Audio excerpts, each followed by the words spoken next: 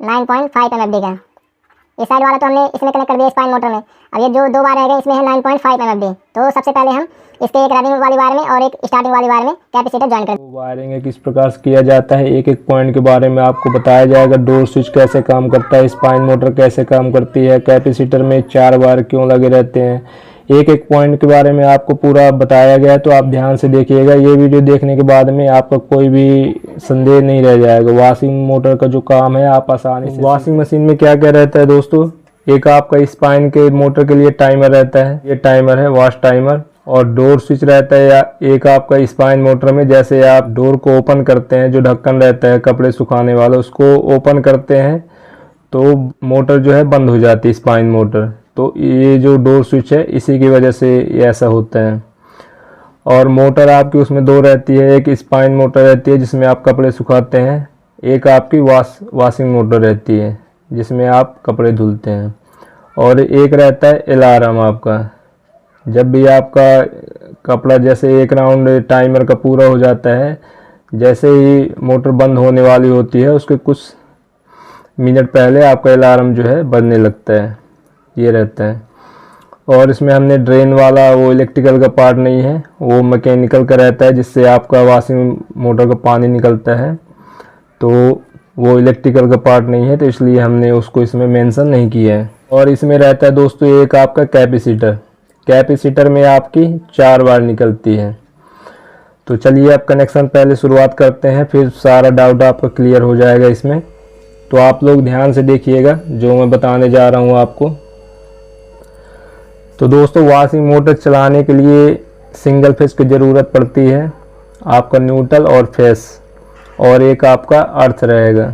अर्थ देना बहुत ज़रूरी है, वो आपका स्पाइन मोटर में जाएगा अर्थ, और एक आपका वॉश मोटर में जाएगा। तो चलिए पहले हम अर्थ देख लेते हैं कहाँ कहाँ पे जाता है। तो देख सकते हैं आप लोग दोस्तों, अर्थ वाला वायर जो है स्पाइन मोटर की बॉडी में चला गया। बॉडी में आप कहीं भी लगा सकते हैं, और इसी तरीके से वॉश मोटर में भी आपको अर्थ वाला वायर लगा देना है। तो चलिए अब इसके बाद में हम ये देख लेते हैं कि वॉशिंग मशीन के अंदर न्यूट्रल कहाँ कहाँ पे जाता है। तो न्यूट्रल आपका एक चाहिए इस मोटर के लिए, स्पाइन मोटर में भी आपका न्यूट्रल जाएगा। दूसरा न्यूट्रल आपका जाएगा वॉश मोटर में भी न्यूट्रल की ज़रूरत है वॉश मोटर को चलने के लिए। और एक आपका जो अलार्म है इसके लिए न्यूट्रल की ज़रूरत है। तो चलिए हम तीनों में न्यूट्रल लूपिंग कर देते हैं। तो आप लोग देख सकते हैं अर्थ अपना चला गया। अब न्यूट्रल भी अपना कहाँ कहाँ गया है। ये स्पाइन मोटर में एक न्यूट्रल आपका जाएगा, एक आपका जाएगा वॉश मोटर में न्यूट्रल जाएगा, और ये आपका जाएगा अलार्म में। तो तीनों जगह हमने न्यूट्रल को लूप कर दिया है। अब इस यहाँ पे आपको ध्यान ये देना है दोस्तों कि न्यूट्रल जो आप मोटर में कनेक्शन करेंगे, चाहे ये वाली मोटर हो, स्पाइन मोटर हो या वॉश मोटर हो, तो इसमें आपको 3 वायर देखने को मिलेंगे, 3 वायर निकली रहेंगी। तो आपको कॉमन वाले वायर में ही इसको लूप करना है। वॉश मोटर का भी आप 3 वायर में चेक कर लीजिए कॉमन वाली कौन सी है, और मोटर में डायग्राम दिया रहता है तो उससे देख के आप कंफर्म कर सकते हैं। और सेम इसी तरीके से स्पाइन मोटर में भी आप डायग्राम उसमें दिया रहेगा, तो उसमें देखकर आप कंफर्म कर सकते हैं कॉमन वायर कौन सी है। और अगर मान लीजिए अगर डायग्राम नहीं दिया हुआ है तो आप मल्टीमीटर से चेक कर सकते हैं। तो इसका वीडियो पड़ा हुआ है, अगर आपको देखना है आप देख सकते हैं, मैं डिस्क्रिप्शन में भी डाल दूंगा कि कॉमन वायर मोटर की कैसे पता करते हैं। अब रह गया दोस्तों अपना फेस। अब सारा खेल जो है फेस का है। अर्थ का काम हो गया आपका और न्यूट्रल का काम हो गया। अब सारा जो कंट्रोल वायरिंग है इसकी वॉशिंग मशीन में सब जगह फेस ही जाएगा। और किस प्रकार से जाएगा चलिए हम आपको बताते हैं। तो सबसे पहले हम फेस को ले जाएंगे दोस्तों स्पाइन वाले टाइमर में। स्पाइन मोटर का जो टाइमर लगा हुआ है, तो चलिए सबसे पहले हम फेस को यहाँ से यहाँ पे लूप कर देते हैं। तो ये देख सकते हैं दोस्तों फेस अपना पहले आ गया स्पाइन टाइमर में। इसमें आपको 2 वायर देखने को मिलेगी, तो फेस आपका चला जाएगा एक वाले पॉइंट में। आप दोनों तारों में से एक तार किसी में भी लगा सकते हैं, कोई प्रॉब्लम नहीं है। और दूसरी वायर जो इस टाइमर से निकलेगी वो आपका जाएगा डोर स्विच में। डोर स्विच अगर आपको पता नहीं किस प्रकार का रहता है तो मेरे चैनल पे वीडियो ऑलरेडी पड़ा हुआ है, उसमें हमने वॉशिंग मशीन में लीकेज करंट आ रहा था तो ये इसी डोर स्विच की वजह से आ रहा था, उसको हमने सही किया था। तो आप लोग जाके देख सकते हैं, पट्टी टाइप की रहती है। जब स्पाइन मोटर का जो कवर होता है, ढक्कन होता है जिसमें आप कपड़े सुखाते हैं, तो आपने देखा होगा कि जब आप ढक्कन को ऊपर करते हैं तो स्पाइन मोटर जो है आपकी बंद हो जाती है। तो वो यही होता है, यहाँ पे डोर स्विच लगा रहता है। जैसे आप ढक्कन उठाते हैं तो मैकेनिकल कंट्रोल रहता है, जैसे आप उठाते हैं तो पट्टी ये जो है अलग हो जाती है। जब अलग हो जाती है तो यहाँ से सप्लाई आगे नहीं जाएगी आपकी स्पाइन मोटर में, और ढक्कन उठाते ही ये मोटर आपकी बंद हो जाती है। और जब ढक्कन आप क्लोज कर देते हैं तो यहाँ से फेस जो है, पट्टी जो है सड़ जाती है, और जब सड़ जाती है आपस में तो फेस जो है यहाँ से फिर स्पाइन मोटर में जाने लगता है और मोटर ये घूमने लगती है। तो चलिए हम इसको लूप कर लेते हैं। डोर स्विच में जाएगा फेस अपना, और पट्टी के दूसरे वाले सिरे से ये अपना सीधे चला जाएगा स्पाइन मोटर में। ये दे सकते हैं डोर स्विच से आउट होकर, और ये चला गया स्पाइन मोटर में। तो जैसा हमने पहले आपको बताया था, इसमें से 3 वायर आपकी निकली रहेंगी। तो आपको ये जो फेस है ये देना है रनिंग वाले में, रनिंग वाला जो इसका वायर रहेगा उसमें देना है। तो ये देख सकते हैं न्यूट्रल अपना स्पाइन मोटर में आ गया और ये अपना फेस आ गया। अब इसमें क्या है, कैपेसिटर की ज़रूरत है इसको रन होने के लिए, है ना। जब तक हम कैपेसिटर नहीं लगाएंगे तो ये जो है रन नहीं होगी। तो इसके लिए ये कैपेसिटर दिया रहता है। तो इसके बारे में आपको बता दूं, इसमें आपको 4 वायर देखने को मिलेंगी। तो इसमें आपको कंफ्यूज नहीं होना है। इसमें 4 वायर इसलिए रहती हैं कि ये 2 कैपेसिटर का काम करता है।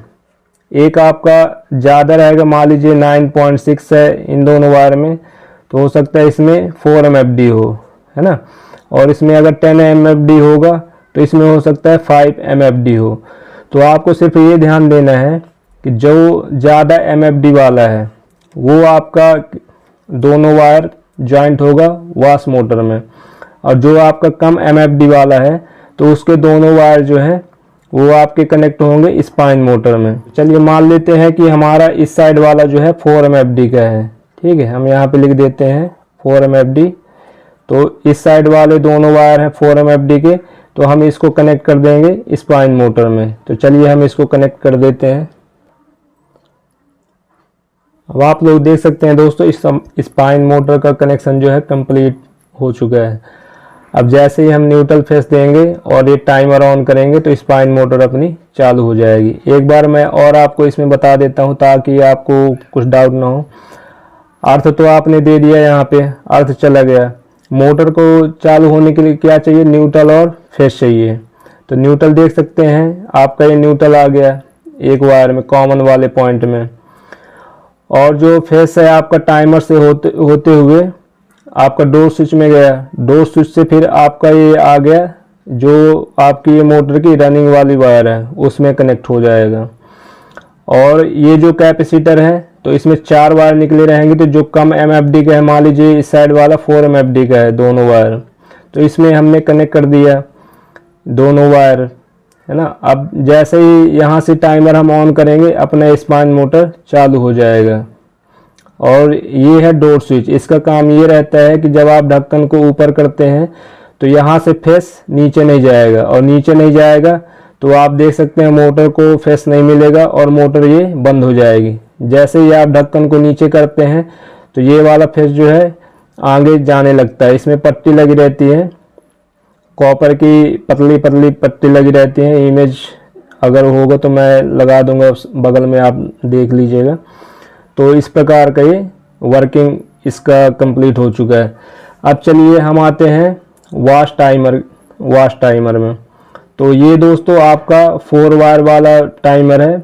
अगर आपको 5 वायर, 6 वायर, 7 वायर टाइमर के बारे में अगर आपको जानकारी चाहिए तो आप कमेंट करिएगा, उसका हम अलग से वीडियो बना देंगे।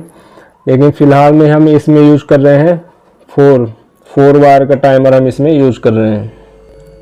तो चलिए मैं आपको पहले टाइमर के बारे में बता देता हूं ताकि आपको कंफ्यूज ना हो। इसमें 4 वायर देखने को मिलेंगे दोस्तों आपको। तो एक वायर में आप देखेंगे कि लग लगा रहता है, जो लग लगा रहेगा वो आपका सीधे चला जाएगा अलार्म में। तो चलिए हम मान लेते हैं ऑरेंज वाले में अधिकतर जो है इसमें लग लगा रहता है, तो ये ऑरेंज वाले को हम अलार्म में दे देते हैं।